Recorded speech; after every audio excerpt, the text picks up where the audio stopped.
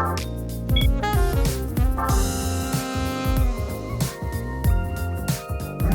there, this is Derek from Pacific Coast Auto in Japan, and we're looking at a 1998 Toyota MR2. This is the generation I want. This is the one with the iconic Beams engine in it. If you don't know what the Beams engine is, I don't actually remember. I think it's Breakthrough Engine something management system. I'm not sure. Anyways, the Beams engine is kind of like a Toyota-ish version of, I guess, the B16 or B18 engines. It's a variable valve timing, highly tuned 4-cylinder. In this case here, a 2-liter that puts out 200 horsepower. And yeah, they put it in the MR2 just for the final 2 years. Now we'll take a look at this car and compare it to the auction inspection sheet. This one was bought for export from the auctions. This one's going over to the USA, and yes, these are finally legal for the USA. Any MR2, this is the one that I want. Or do I want an AW11 with the 4AGE engine? I don't know, but the non-turbo version, I would much prefer over the turbo version, as long as it's this Beams engine. I think prior to this, the non-turbo got 160 horsepower, and then bumped up 40 horsepower for the Beams version. And I will talk a little bit more about the Beams engine in a sec, but for now, I just want to show you, here's the auction inspection sheet. I'll go over that just as soon as I turn the engine off. I will tell you that it hunts for idle a little bit. You can probably hear it. Now if you rev it up, it's fine. Have a listen.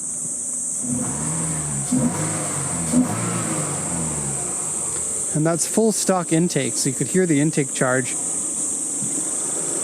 Intake from over there. And then very aggressive intake manifold and a very aggressive exhaust manifold too. Very cool to finally see one of these. This, I think, is our first one. We've probably sold 50 turbos and non-turbos before this one, but these ones tend to be more expensive because performance-wise, I think this is the one that a lot of people in Japan want. Here in Japan, a lot of people do toge driving, which is a lot of tight turning. And if you have a turbo, it's really annoying to not have exactly the power that you want as you come out of a corner. And so naturally aspirated cars like this, as well as the Honda Type Rs, tend to have a cult following almost. Okay, so something needs to be done to check for the hunting idle. It also has a TRD strut brace up here. Now it normally comes from the factory with a strut brace with the cross in it, but the TRD one is, I guess, an upgrade in some way. It might be a little bit lighter, it might be a little bit stiffer. I'm pretty sure it is stiffer.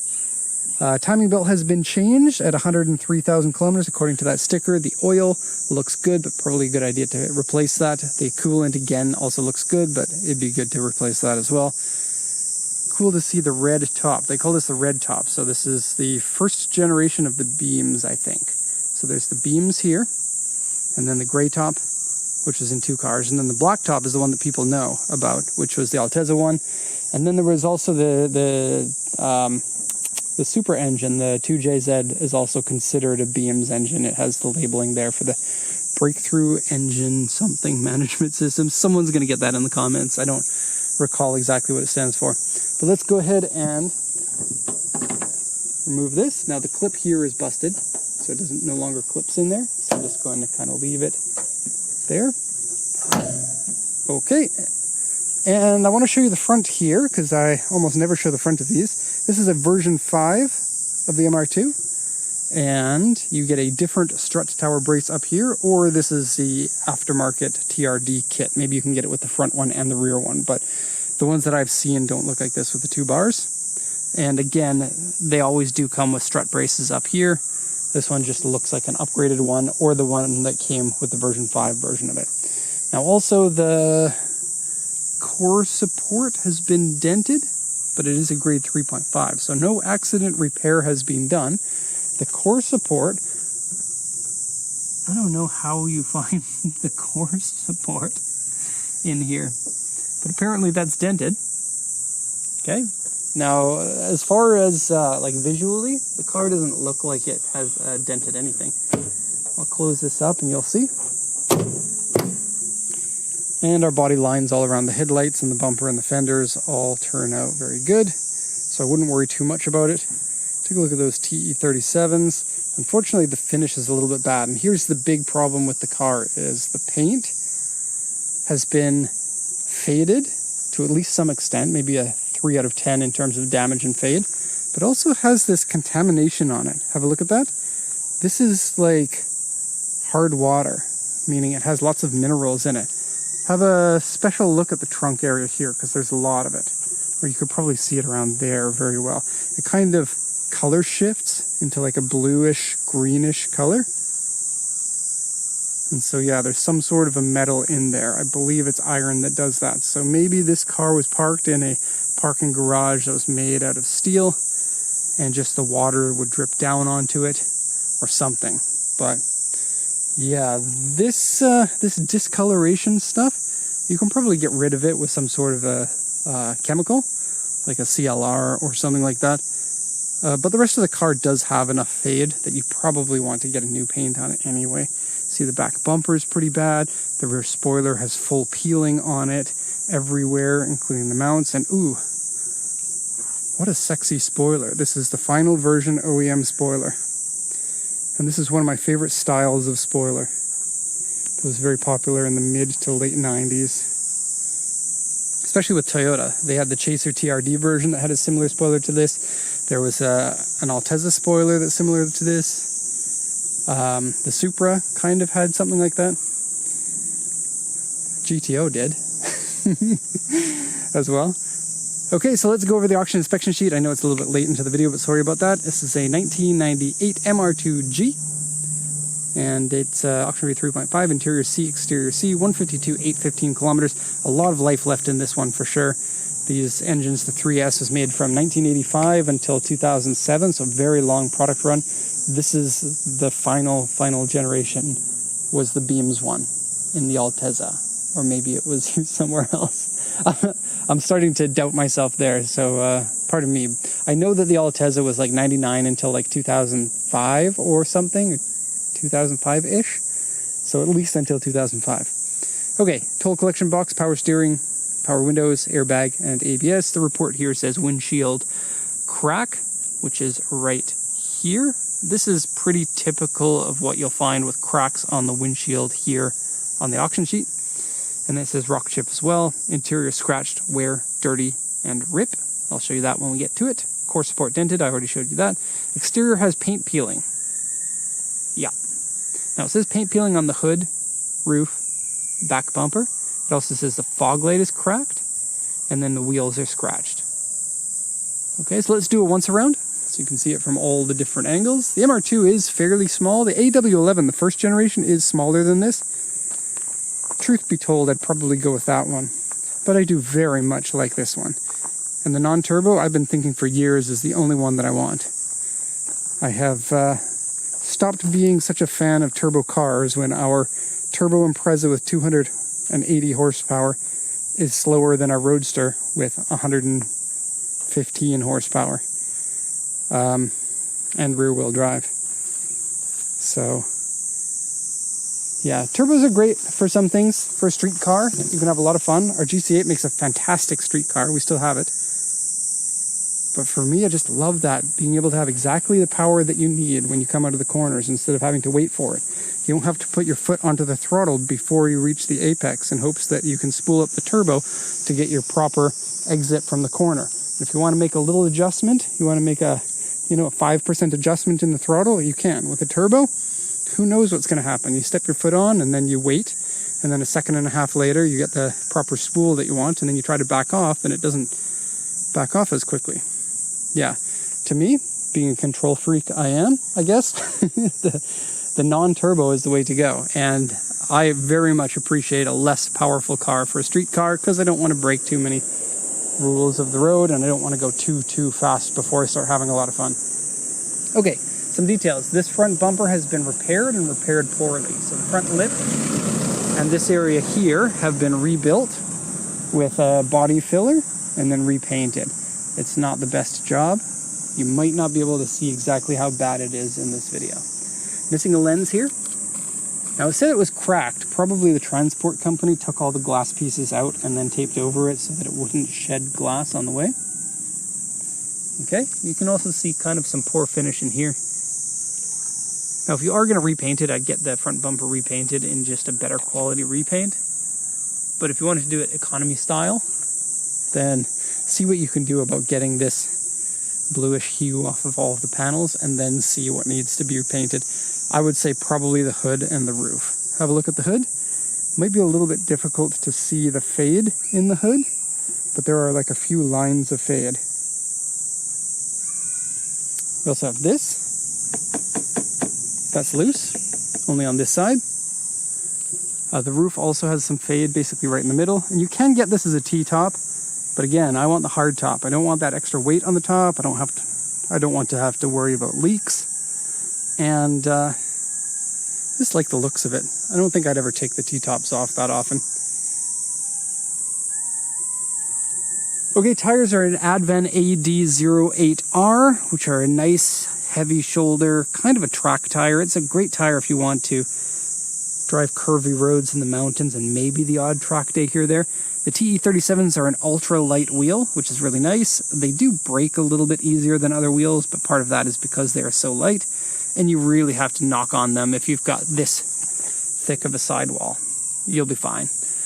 Finish is worn off on them. I think it's like sun damage, but it might also be the same chemical that is causing your blue hue, and so there may be some savior for the wheels in a bottle of CLR. Okay. This person hated wind noise, so put these on, and one here, and not on that mirror. I guess that one came off. One here.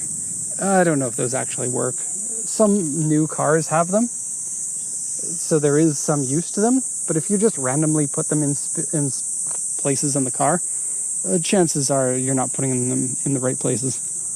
Headlights have been changed over to an aftermarket Ray-Brig bulb, or housing, an H4 housing, and then aftermarket markers here and here. Got a little bit of a scuff down there. Side panels are all really good, save for that bad paint. And then peeling on here, a la Skyline R32. Does the same thing. Okay, a few rock chips in here, and 2 of them there. A few scratches around here. Okay, got a scuff on the back bumper right here. Exhaust is stock, which actually sounds pretty good for stock exhaust. But if I want to be driving around at 6,200 RPM, then I probably want an aftermarket exhaust as well. I'm not sure if the Beams engine can take the same, like if the ports are the same as the earlier models. But the exhaust should have a very header-like header underneath that heat shield that I showed you. And so you probably don't get a lot out of a manifold, and then you can custom make whatever drums that you need in the back. You can get an exhaust shop to make that up for you pretty easily. Unless you're in Japan, because it's $10,000 to get a custom exhaust made here for some reason, when it's just bending some pipes. Okay, coming down this side, we got scrape there and scrape there as well. This mud flap has some scrapes. It's sliding calipers front and rear, which is fine. It's not that heavy of a car. I think somewhere around 1,250 kilos. 1,210 kilos, somewhere around there. Some paint blemish there. Same problem here. And the car is really dusty because every once in a while we just get dust attacks here in Japan. And so yeah, it needs to be washed, and it's not going to present itself the best, but there is a solid car under there once that paint's taken care of, and once the idle is looked into. To the inside of the car. Let's have a look at the trunk first, because I think a lot of people, if you want a car like this, it is a 2-seater, so you're compromising the space for people inside. You wonder, am I also compromising space for luggage? It's really not so bad in my opinion. It's fairly deep. It's not going to be like a Stagia. It's not even going to be like a Swift. But not too bad. Not too bad at all. Let's close this. Oh, I got to show you something crazy.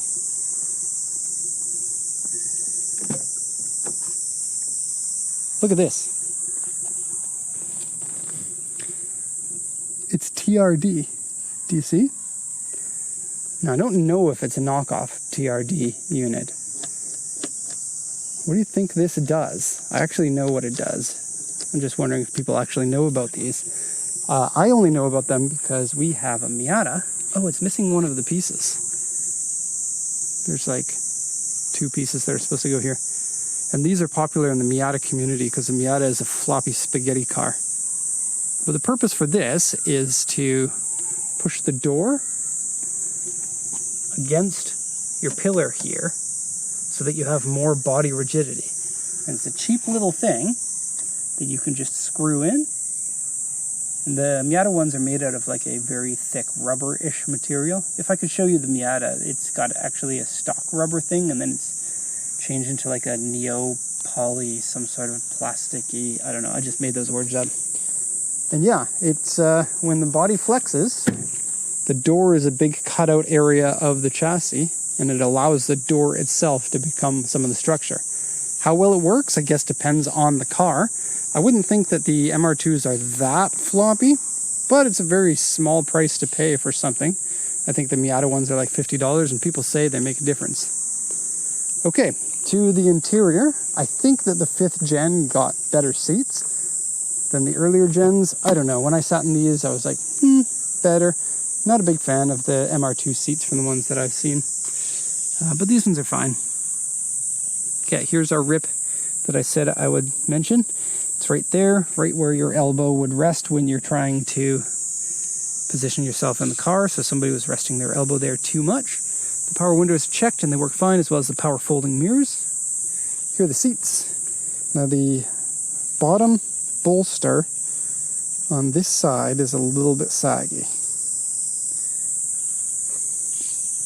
but it still feels fine when you're driving it. See, it's a little bit pushed out this way, right? And you can feel it a little bit here. There's also a wear mark there and a little bit of the same sort of sagginess in here. They're fine, 150,000 kilometers, and I wouldn't worry too much about it. You can also aftermarket seat fairly easily. Okay, steering wheel needs to be gone. This one is terrible. You can see the big, heavy rips in the top, and sun damage. The sun took a number on this car. Also have a little bit of wear on the MR2 badge there. Stock floor mat looks good in there. I'm pretty sure, again, this is a final version special floor mat. I think they were different materials for the earlier ones. Gauge set here. Okay. Pretty simple dashboard. Has climate control AC. I don't remember if the North American ones got that. I don't think so. This one you can just set what temperature that you like with a slider, which is very convenient. And, oh, it's just the slider that's climate control, not the fan speed. TRD shift knob, have a look. It's in fairly good condition. And I think this boot's been replaced because I don't think the OEM one had blue stitching. Okay, headliner's not looking bad. Has this console in the back. And whoever used to drive this car was down with the bass. And so there's that. There might even be some cool Japanese songs on the hard disk drive on that. There often are. There's a bit of an imprint here. I think you can just wash that off. And it doesn't smell of anything bad inside the car. It doesn't look like ashtray has been used in a while, and cigarette lighter is non-existent. Okay. Heading up out of the car. A lot easier to get out of than a Lotus Elise, that's for sure. And kind of a similar package, right? 200 horsepower is about the same as the Elise. I think they're 190. And they have a Toyota engine too. Kind of the engine that replaced this one, the 1ZZ and 2ZZ. Okay, so there we have it. Toyota MR2, a Beams one. Finally got my hands on one. And I probably will take this one for a little drive, just because. Okay, that's all for now. This video went on for way too long, so I hope you are happy that you decided to watch it this long. You'll get a thumbs up from my right and my left hand. Thank you so much for watching, and have a nice day.